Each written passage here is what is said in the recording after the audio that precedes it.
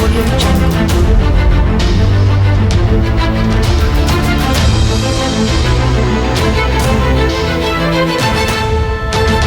Audio Jungle.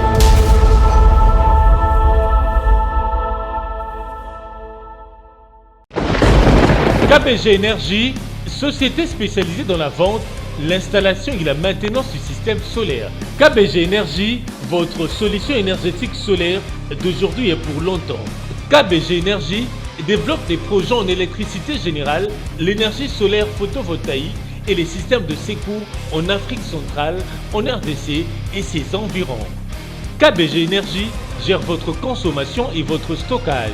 Nos services, matériel européen très durable, deux équipes professionnelles à votre disposition. Les dimensionnements complets des installations, l'élaboration de schémas techniques et plans d'implantation, le développement de nouveaux projets, la mise en œuvre de projets ainsi que la maintenance. Avec KBG Énergie, fini le délestage et assure votre alimentation en énergie solaire. Appelez-nous au plus 243 822 829 199, soit plus 243 999 466 256. Immeuble NTC ex Massamba 644 Kinshasa Gombe, référence rond-point Kimazière. Info kbg@yahoo.com. KBG Énergie, qualité et fiabilité. Ceci témoigne de tout le respect et la considération que nous avons pour le métier que vous exercez. Pour moi, la presse en démocratie, c'est l'arbitre comme dans une compétition sportive. Et donc, il est impossible d'imaginer une nation forte sans une presse forte.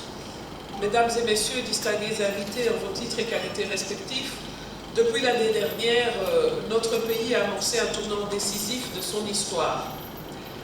Jadis pointé du doigt comme mauvais élève de la démocratie, le Congo a décidé de présenter un nouveau visage aux yeux de l'Afrique et du monde à travers sa toute première alternance démocratique qui s'est soldée par une passation pacifique de pouvoir entre le président honoraire Joseph Kabila et le président en exercice, le président Félix Tshisekedi.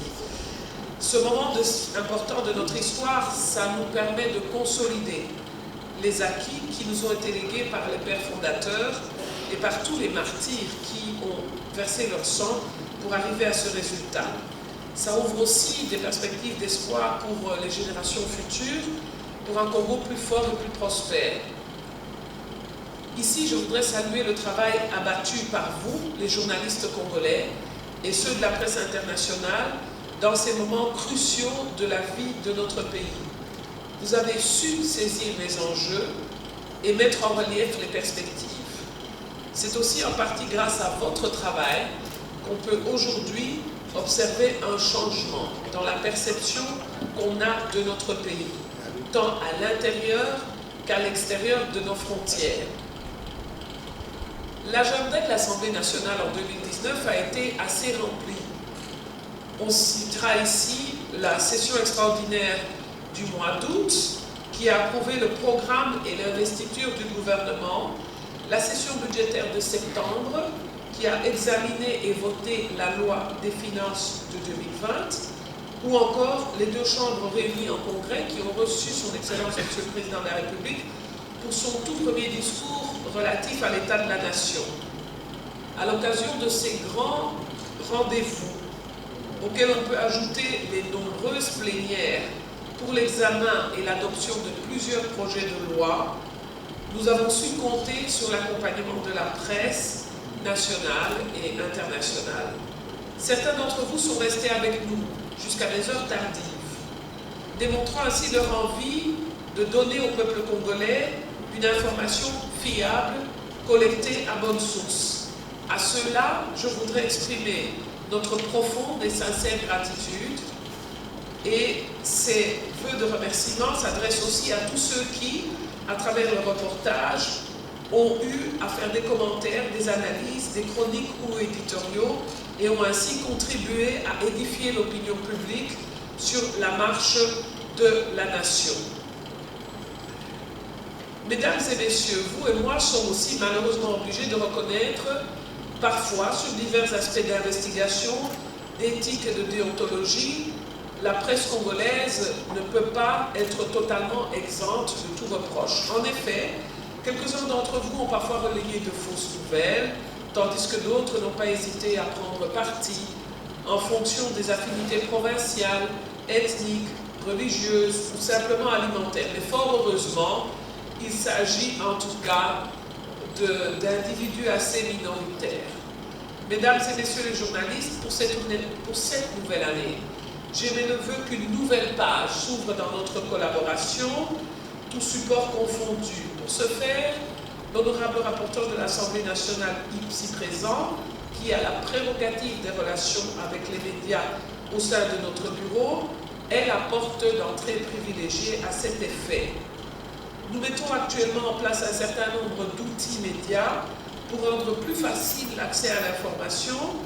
Vos demandes d'interview seront désormais traitées avec plus de diligence que par le passé, puisque nous avons une équipe structurée pour faire face à ça. Des conférences et des points de presse seront organisés régulièrement pour permettre à l'opinion et aux citoyens congolais qui sont finalement nos donneurs d'ordre de se rendre compte de l'évolution des travaux à l'Assemblée nationale. Comme je vous le disais en liminaire de mon propos, ma vision d'un Congo fort est subordonnée à une presse forte. Une presse qui, comme c'est le cas dans les démocraties anciennes, joue efficacement son rôle de quatrième pouvoir. Pour moi, le journaliste est comme un phare dans la pénombre qui met en lumière l'action des décideurs pour éclairer l'opinion publique.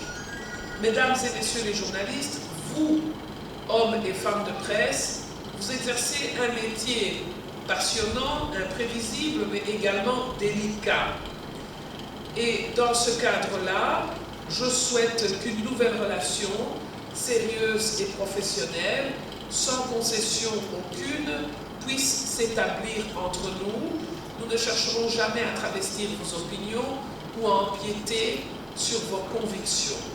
Notre ambition aujourd'hui est de présenter le nouveau visage du Congo aux Congolais d'abord, à l'Afrique ensuite et au reste du monde enfin. Il n'y a donc pas de meilleur vecteur pour transmettre cette nouvelle image, ce nouvel élan, que par la presse nationale et internationale, valablement représentée ici ce matin. Je vous exhorte donc, pendant l'exercice de votre métier, de penser à vos principes d'éthique, à vos règles déontologiques, mais aussi au Congo et aux Congolais. Car comme vous le savez, un article, on sait qui le signe, mais on ne sait jamais qui va le lire. Voilà, mesdames et messieurs, la vision de la presse que je souhaitais partager avec vous ce matin, et je ne saurais clore mon propos sans m'acquitter de l'agréable devoir de vous transmettre une nouvelle fois, en compagnie du rapporteur de l'Assemblée nationale, au nom du bureau de l'Assemblée nationale et de celui de l'ensemble des députés, nos vœux meilleurs pour cette nouvelle année 2020. Je vous remercie. Merci. Alors je vais peut-être commencer par l'état de la coalition. Ici, je suis président de l'Assemblée nationale et donc dans mon travail, dans cette fonction de président de l'Assemblée nationale, on a la charge d'interagir, d'encadrer 500 députés. Les 500 députés, il y en a 337 qui sont du FCC, Front commun pour le Congo, 48 qui sont de la coalition CACH-UNC et plus d'une centaine qui sont de la plateforme politique de l'opposition, la MUCA, où on retrouve MSR, le MLC et le parti cher à Moïse Katumbi. Et donc c'est important d'abord de préciser ça, l'Assemblée nationale, c'est un lieu où se retrouvent toutes les sensibilités.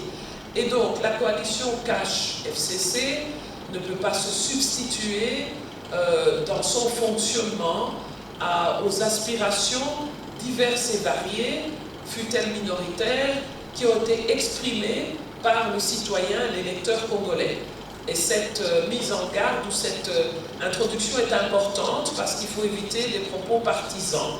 lorsqu'on parle de l'Assemblée nationale. Cela étant, j'appartiens à la coalition, comme vous dites, CACH-FCC. Au sein du FCC, j'ai été désigné par mon parti, le PPRD. Et donc, par rapport à l'état de la coalition, je crois qu'il est important de dire que tout partenariat politique est un exercice délicat et difficile. Ça peut ressembler à un mariage. Et dans un mariage, il y a des hauts, il y a des bas. Vous savez aussi que la coalition CACH-FCC est régie par un accord où chacun des partenaires a un espace de mouvement, d'action, d'interaction avec l'autre partenaire et que cet accord sous-tend l'évolution institutionnelle que nous observons à différents degrés au sein de la République. Alors, je peux affirmer que en qualité de président de l'Assemblée nationale, et si je regarde au travers de mon institution ce qui a été fait par cette coalition, je pense qu'on ne peut pas désespérer. On ne peut pas désespérer.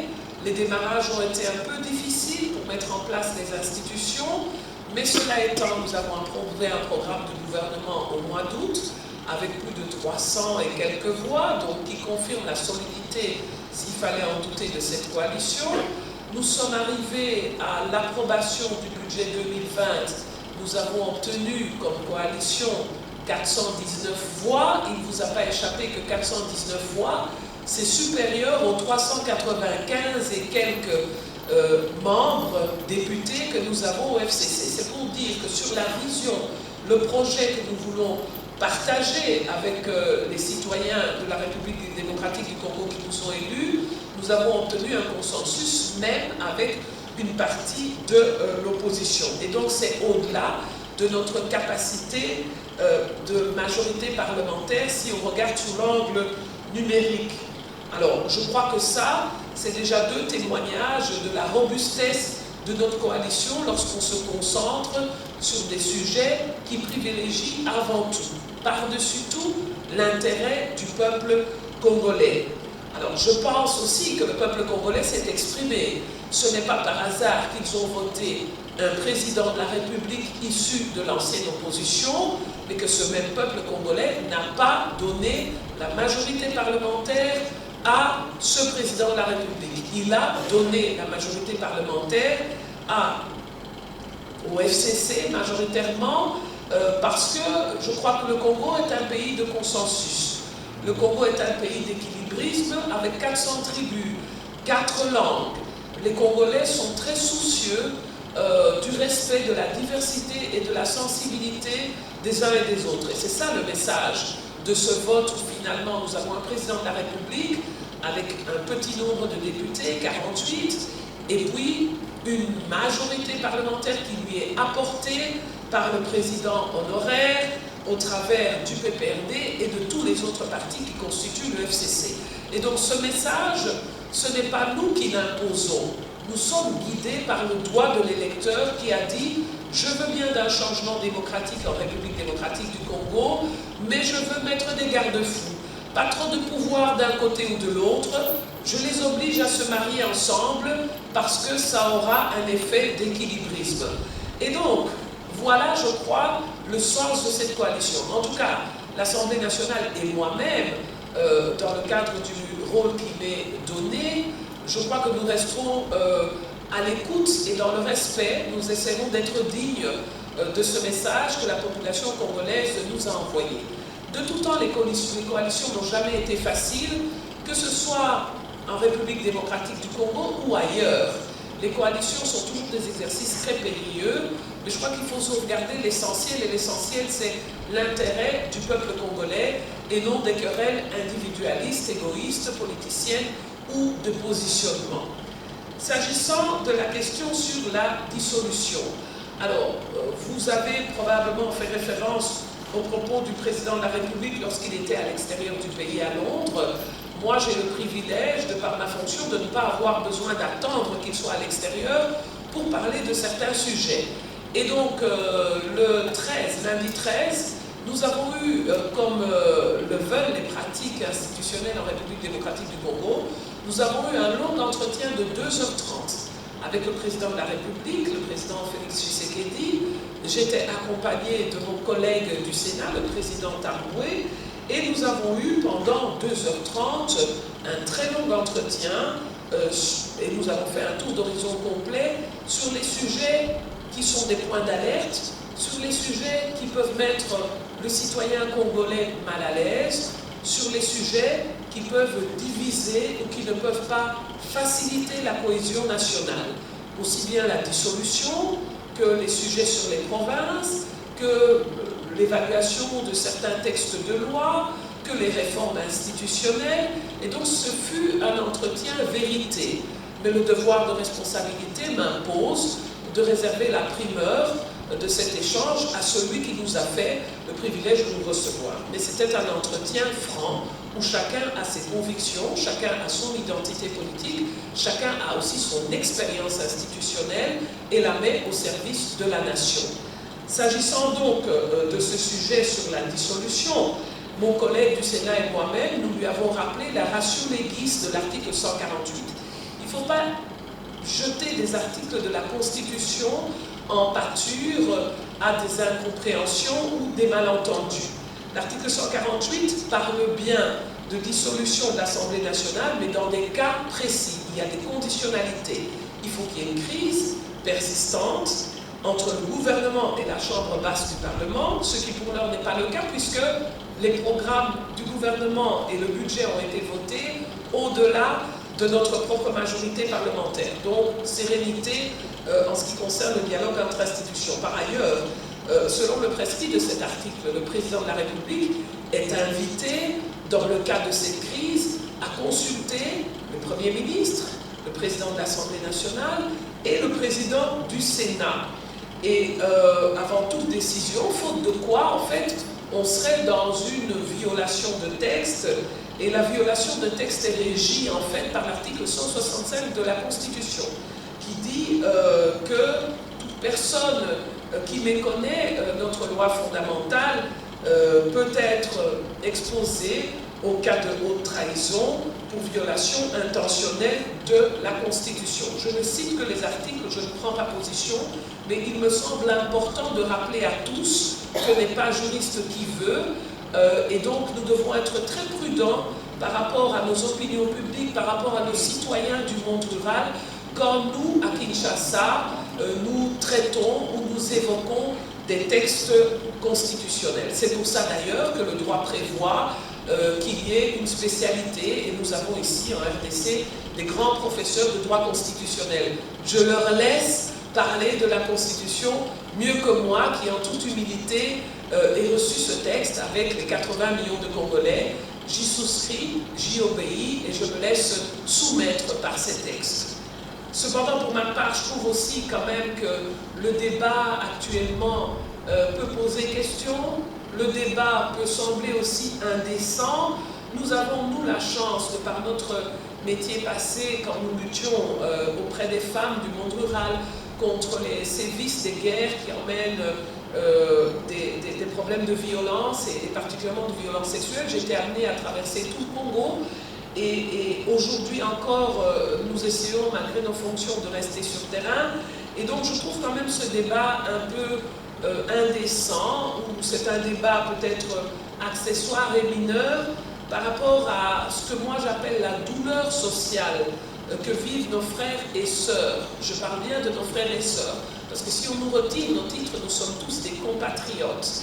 Et à l'urgence donc de répondre à ces difficultés profondes. Je pense que nos querelles politiques internes, intestines, stériles, elles doivent quand même un peu s'effacer devant l'essentiel. Et l'essentiel pour moi aujourd'hui, de ce que me disent les Congolais, de ce que vous nous dites au travers des médias et de la presse que vous nous rapportez, ce que disent les Congolais, c'est qu'ils ont mal par rapport à Béni, par rapport à la situation, au danger de balkanisation du Congo, par rapport à l'incertitude, la violence, la faim, l'insécurité dans laquelle vivent non seulement les civils à Béni, mais aussi notre armée qui fait un travail extraordinaire. Et cette armée ne fait pas ce travail extraordinaire que depuis maintenant, ça fait 18 ans que nous avons le plus gros de nos troupes installées dans le nord du Congo et ici particulièrement à Beni. Quand on a 21 000 militaires à Beni qui vivent dans des conditions difficiles, quand leurs épouses viennent nous voir pour parler de la difficulté de la paix, de la difficulté en attribution ou allocation de vivres, on se sent vraiment très petit par rapport à des discussions un peu d'intellectuels sur la dissolution, la constitution, etc. Quand je vois aussi que nous sommes passés d'un taux de change de 1600 francs congolais il y a un an à 1750 francs congolais aujourd'hui, je pense que celui qui n'a pas la possibilité d'un emploi stable, il est frappé en direct dans son portefeuille. Et ça, c'est quelque chose qui doit nous préoccuper, nous interpeller. Et je pense, et j'espère, que le gouvernement y travaille. Je pense aussi que quand on voit nos enfants, nos jeunes gens, devenir des inciviques, rendus violents, parce qu'il y a des difficultés à payer le minerval universitaire, je crois que ça, on a vu les images, ça doit nous interpeller, ça doit nous troubler, ça doit nous empêcher de dormir. À Kinshasa, ou là où nous sommes, portant le nom de citoyens congolais. Et donc moi, je pense que ça, c'est plus important que des discussions un peu entre spécialistes sur la dissolution, la destitution, etc. Les Congolais ne nous ont pas choisis pour ça, ils nous ont choisis d'abord pour mettre de l'ordre, de l'unité, de la cohésion, mais surtout apporter des réponses à leur quotidien qui reste difficile. Le Congolais vit avec moins de 450 ou 480 dollars par tête d'habitant par an. Je crois que notre ambition, celle du président de la République, la mienne et le Premier ministre, est de battre cette mauvaise réputation de pauvreté des Congolais. Et donc ça nous demande un haut sens de responsabilité, un haut sens d'humilité pour répondre à ce que moi j'appelle être des urgences sociales.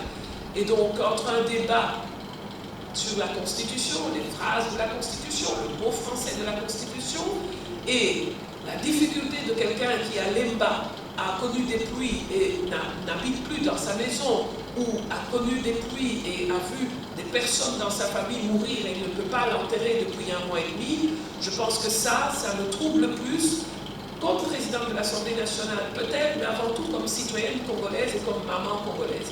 Ça me semble important. Alors enfin, sur la corruption, je crois que vous l'avez dit, vous enfoncez une porte ouverte. Le président de la République a beaucoup parlé de lutter contre la corruption. Il a donné le ton. Nous-mêmes à l'Assemblée nationale, nous y sommes particulièrement attentifs. Il ne vous a pas échappé non plus que nous avons eu des sessions très pleines en termes d'installation des institutions et des outils qui permettent de gouverner. Le budget qui a pris un temps quand même important. Et donc, nous n'avons pas pu donner toute la place, l'espace que nous souhaitions au contrôle parlementaire. Mais le contrôle parlementaire, c'est justement une façon de voir comment nous exécutons, nous respectons les textes par rapport à la gestion des biens et des deniers publics. Et donc, je crois que nous avons déjà dans notre tiroir beaucoup de demandes de nos vaillants députés en matière de contrôle parlementaire pour se rassurer que les principes de bonne gouvernance sont respectés à tous les niveaux. Et je crois que vous verrez à la session de mars que nous allons aller un peu plus loin dans ce sujet-là. Voilà, je vous remercie. Merci au grand président. KBG Énergie, société spécialisée dans la vente, l'installation et la maintenance du système solaire. KBG Énergie, votre solution énergétique solaire d'aujourd'hui et pour longtemps. KBG Énergie développe des projets en électricité générale, l'énergie solaire photovoltaïque et les systèmes de secours en Afrique centrale, en RDC et ses environs. KBG Énergie gère votre consommation et votre stockage. Nos services, matériel européen très durable, 2 équipes professionnelles à votre disposition. Les dimensionnements complets des installations, l'élaboration de schémas techniques et plans d'implantation, le développement de nouveaux projets, la mise en œuvre de projets ainsi que la maintenance. Avec KBG Énergie, fini le délestage et assure votre alimentation en énergie solaire. Appelez-nous au plus 243 822 829 199, soit plus 243 999 466 256. Immeuble NTC ex Massamba 644 Kinshasa Gombe, référence rond-point Kimazière. Info kbg@yahoo.com. KBG Énergie, qualité et fiabilité.